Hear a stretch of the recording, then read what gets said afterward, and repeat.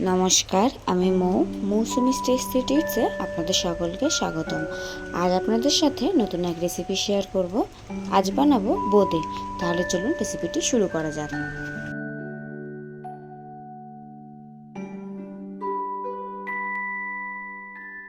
বোঁদে তৈরি করার জন্য প্রথমে একটি বোল নিয়েছি।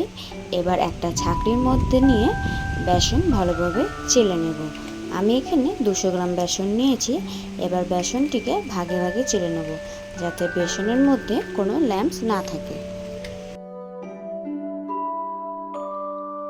দেখুন, বেসনটা আমি চেলে নিয়েছি আর অনেক দানা দানা জাতীয় ল্যাম্পসও বেরিয়েছে।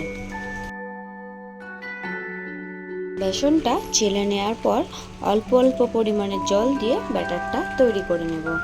আমি এখানে 2 কাপ মতন বেসন নিয়েছি, সেখানে বড় কাপের 1 কাপ জল নিয়েছি।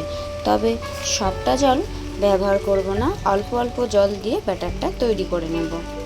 আমি এখানে এই বোঁদে তৈরির জন্য 2 কাপ মেপে বেসন নিয়েছি, আর এখানে আমি 4 কাপ মেপে নিয়েছি। আপনারা মেজারিং কাপও ব্যবহার করতে পারেন। যে কোনো পার্টিকুলার মেজারমেন্ট ইউজ করলে আপনাদের মাপটা সঠিক হবে। আর এখানে 3/4 কাপ মতো জল ব্যবহার করলাম। এই মাপ নিয়ে যদি আপনারা বোঁদের ব্যাটার তৈরি করেন, তাহলে ব্যাটারটা কিন্তু একদম পারফেক্ট হবে। এবার ব্যাটারের মধ্যে 1 চিমটি খাবার সোডা আর 1 চিমটি ফুড কালার অ্যাড করব। ফুড কালার দিয়ে ভালো করে মিশিয়ে নেব।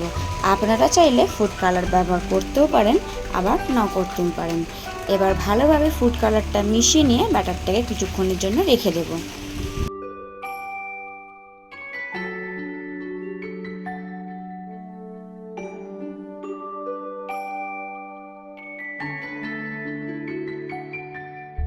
এবার চিনির শিরা বা চিনির রস তৈরি করে নেব।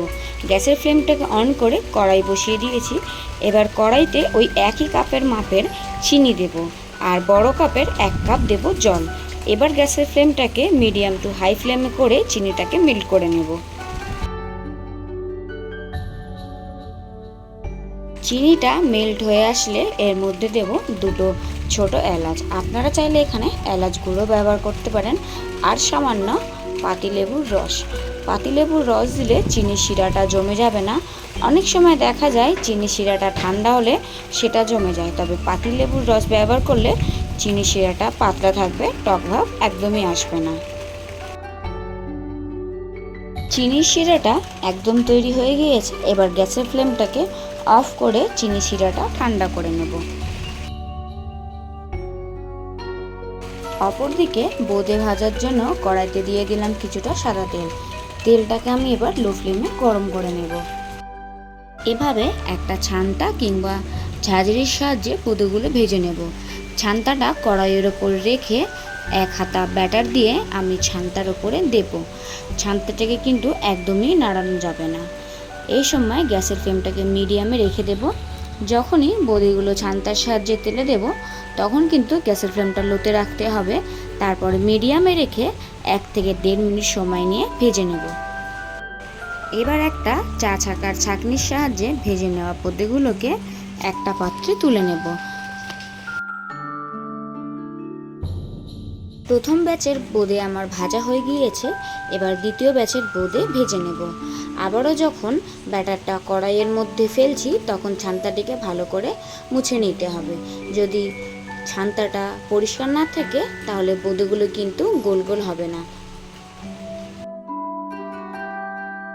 দেখুন, বোঁদেগুলো কিন্তু গোল গোল হয়েছে। এবার এই থেকেও 1 থেকে 1.5 মিনিট ভালো করে ভেজে নিয়ে এটাকে একটা ছাঁকনির সাহায্যে তুলে নেব।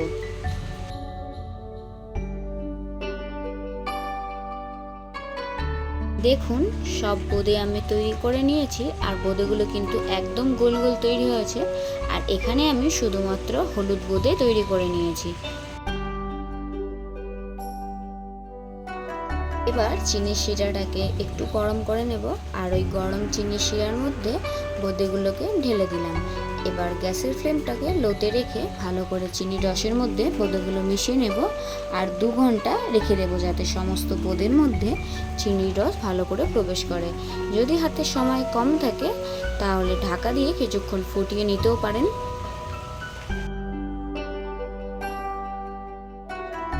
দেখুন ভালোভাবে চিনির রসের মধ্যে আমি মিশিয়ে নিয়েছি। এবার এটাকে 2 ঘন্টা ঢেকে রেখে দেব।